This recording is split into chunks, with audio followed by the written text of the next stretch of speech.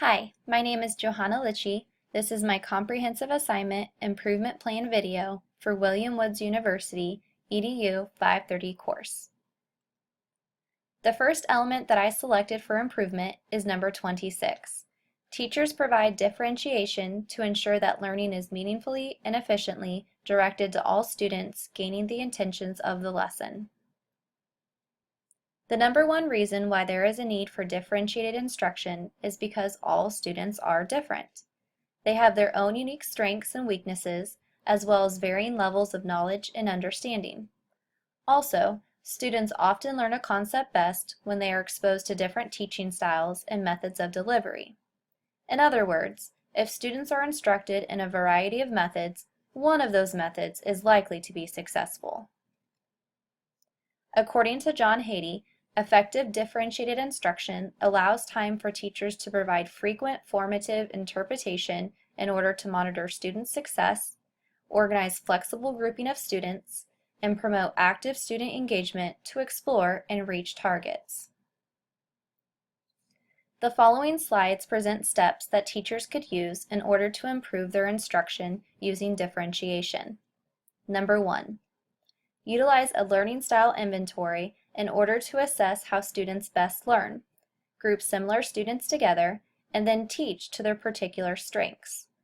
In theory, if students are taught using the method that works best for them, then those students should reach their full potential.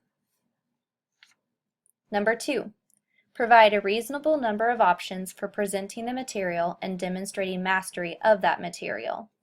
Like described in Upgrade Your Curriculum, teachers could introduce cloud-based resources, technology and web-based tools, project or performance-based assessments, and culminating experiences in order to affect student learning and engagement.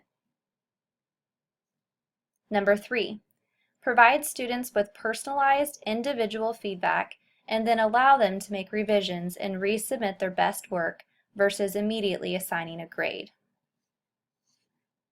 Number 4, for struggling students, modify instruction by shortening the length of an assignment, extending the duration of a unit, changing the language of an assignment, or giving students an assortment of final products to choose from in order to demonstrate their knowledge. Number 5. For advanced students, modify the pace, degree of challenge, and pursuit of passion. Adjusting the pace of learning allows highly able students to master the ideas and skills more rapidly. Advancing the degree of difficulty enables gifted learners to move toward expertise in one or more areas.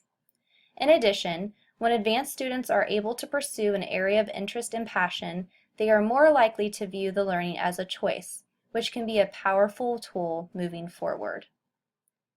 Differentiated instruction also allows teachers to add rigor and relevance quadrant C and D activities for highly able students in order for them to further explore, expand, and master the material.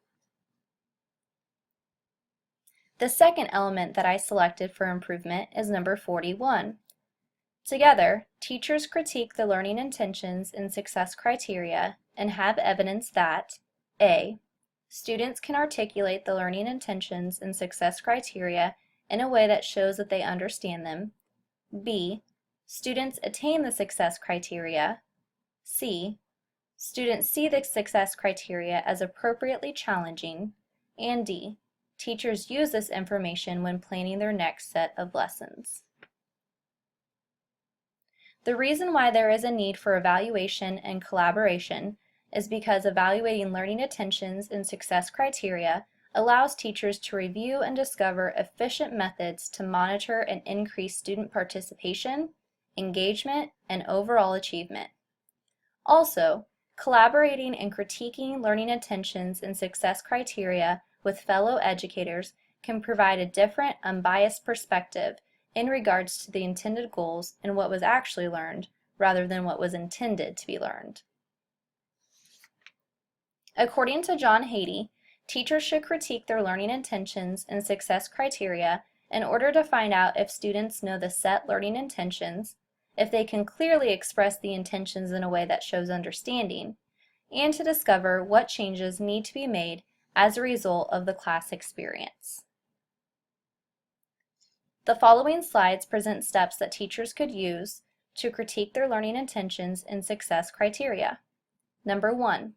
At the end of a lesson, teachers could survey students to find out whether they considered the learning intentions to be attainable, challenging, and worthwhile. Number 2. Teachers could ask colleagues to critique and enhance their learning intentions and success criteria before implementing a lesson. At the end of the lesson, colleagues could then review examples of students' work to evaluate the level of attainment as well.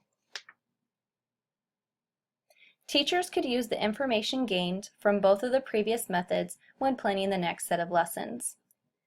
Collaborating and critiquing learning intentions and success criteria not only relates to the transformation spiral, but also allows teachers to identify where a lesson or a unit falls on the rigor and relevance framework. As a result, teachers can measure their progress and add rigor and relevance to instruction in order to meet students' need and higher achievement goals. Call to action.